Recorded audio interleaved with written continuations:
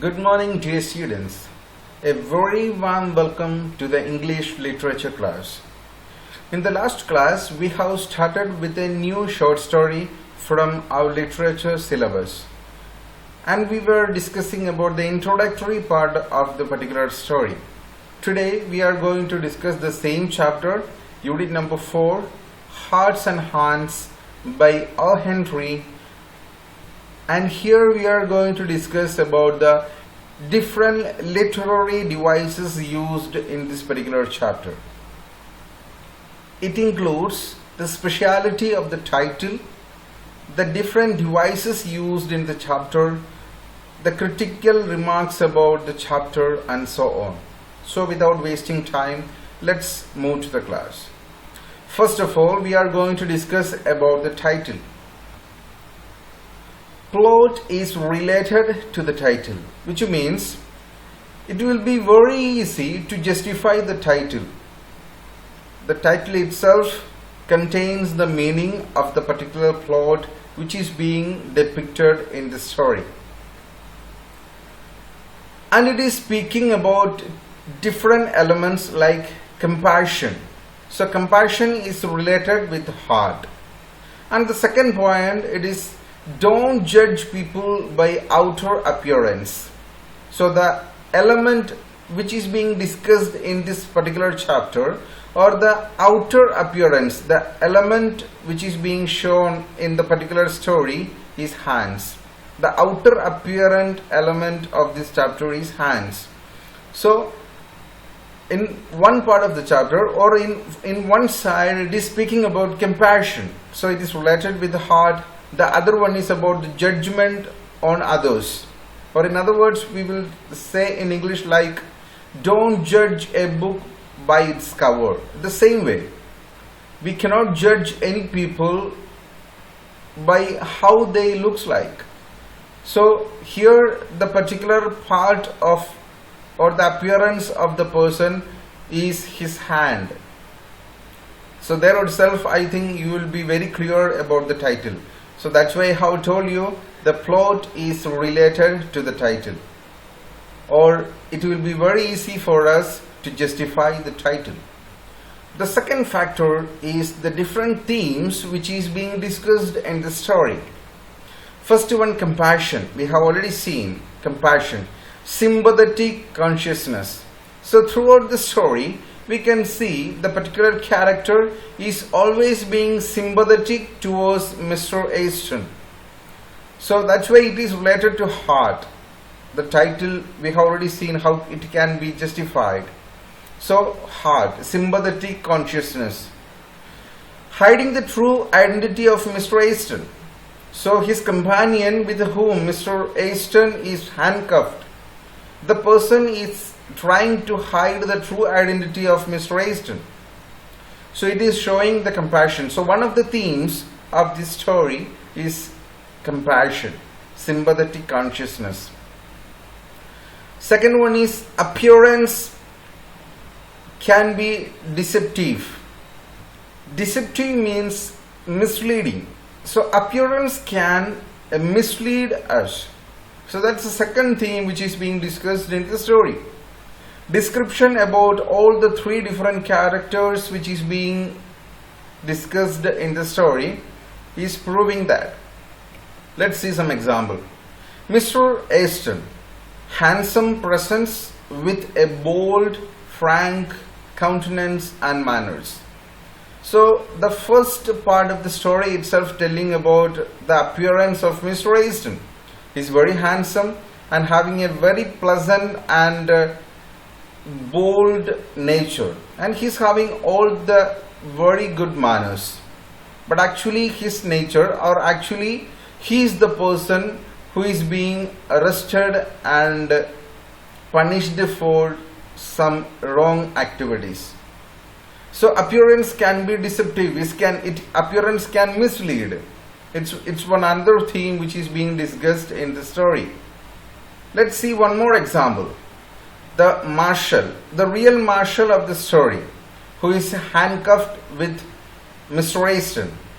His appearance is something very rude, ruffled, heavily built, roughly dressed and glum-faced. See, his appearance is something very awkward or very rough, but at the same time his nature is something, or the reality about that person is something very different. That's why the second theme of the story says that appearance can mislead any person. Now the third element which we are going to discuss is setting of the chapter. The background of the story is taking place or set on a train. The entire scene, the entire action is in one of the coaches of the particular train. So the story starts with the particular railway station. From there, two people are getting into a compartment, one of the coaches of the train, and it is ending with when they move to another compartment. So it is taking place, or its entire set is on a train, and the entire action is in one of the coaches. So once when they leave the particular compartment, or once when they leave the particular coach, there the story comes to an end. It presented in a casual and unassuming atmosphere. The entire story is described something like a very casual incident, and it is a very comfortable atmosphere creating throughout the story. Fourth point which we are, or the fourth factor we are going to discuss is about the style used in the story. Here the author used the style of narration. And what's the special or the speciality of the narration? Narration in third person. A third person is narrating the entire story, and the third person is not participated in the plot. So the author himself is the third person, and he is describing the different incidents which are happening in the particular train compartment, and he is not taking part in any of the scenes of the plot. So the style of the story is narration. Now the second factor of the style is its chronological order. It is strictly following the chronological sequence, which means one event follows the other. Something like which is happening in front of our eyes. Means the people entering in the train, and from there Mr. Easton meets one another person, the lady, and their conversation, and all those things are happening one after another. One event follows the other. It is happening in the chronological sequence. And again, when it is happening in the chronological sequence, don't think that it's for a long time. The time is limited into a few hours. It's not taking much time. It's not going more than one day. It's not going beyond one day, but it is limited into a few hours. It's also a part of the chronology. So it is in the chronological sequence, and one event follows the other, and time is limited into a few hours. Now we are going to discuss the next literary device, that is irony. Irony used in the story. In this particular short story, the author used three different ironies. First one, situational irony.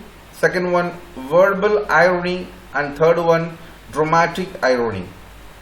First one, situational irony. Second one, verbal irony. And third one, dramatic irony. I hope you might be knowing what is meant by irony. Okay, for the time being, I'll explain what is meant by irony. We are using a statement in a situation.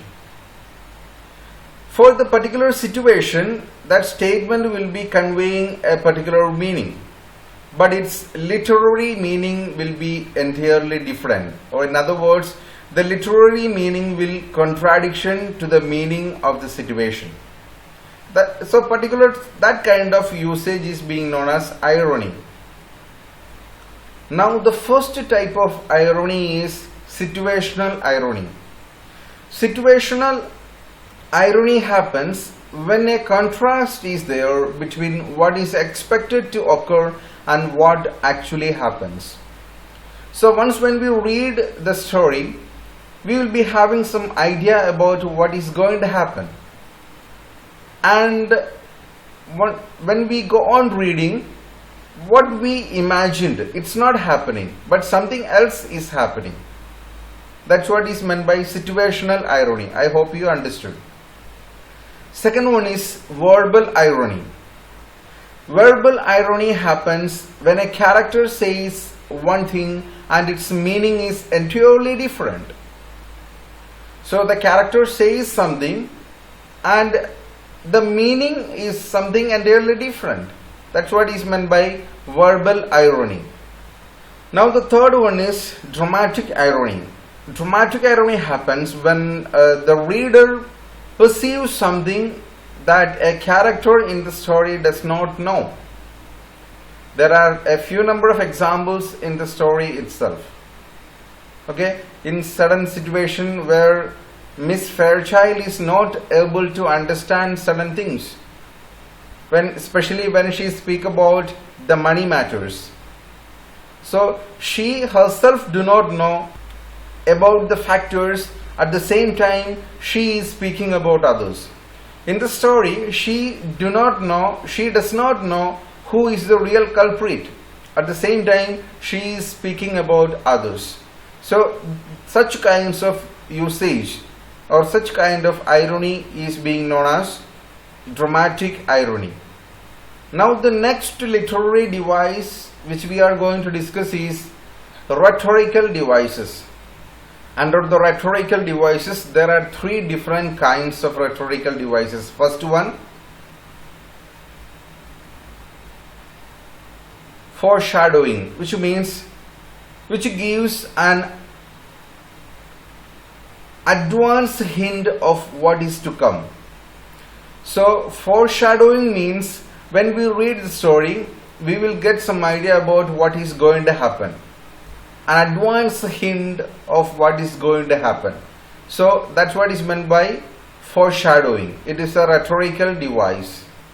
Second type of rhetorical device is personification. See, here I have given you an example from the story. I think the air here agrees with me. So the particular word air is used as the personification. According to the context of the story, Miss Fairchild is telling to Mr. Aston that she is happy, or she will be happy to live with him. She is ready to live with Mr. Aston.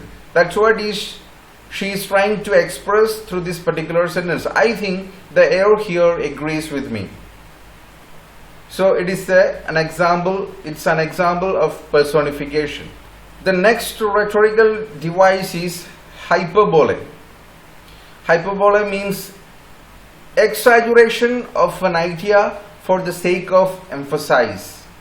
When I give you an example, you'll get a clear idea about it. See, example. I'm half dead for a pipe. Pipe means you might be knowing something like hookah. So it's being used for smoking. So I'm half dead for a pipe, and it's a hyperbole used in the story. Exaggeration of an idea for the sake of emphasis. So here the other man is giving emphasis. What he is emphasizing? He is ordering to Mr. Aston to take him to the other compartment for smoking. So this is what is meant by hyperbole. Now finally, the last point which we are going to discuss is critical appreciation. When we discuss about the critical appreciation, we must speak about its nature, that is sting in the tail. Do you know what is meant by sting in the tail? Which means an unexpected, typically unpleasant or problematic end to something. So here O. Henry is winding up the story in a sting in the tail, or in an unexpected manner. O. Henry is winding up the story, and that's what is about the critical appreciation of this short story by O. Henry. So dear students, I hope that you have got a clear idea about the different literary devices used in the story. So we are winding up today's class here, and in the upcoming class we will be beginning with the story. Till then, I would like to sign off. Thank you.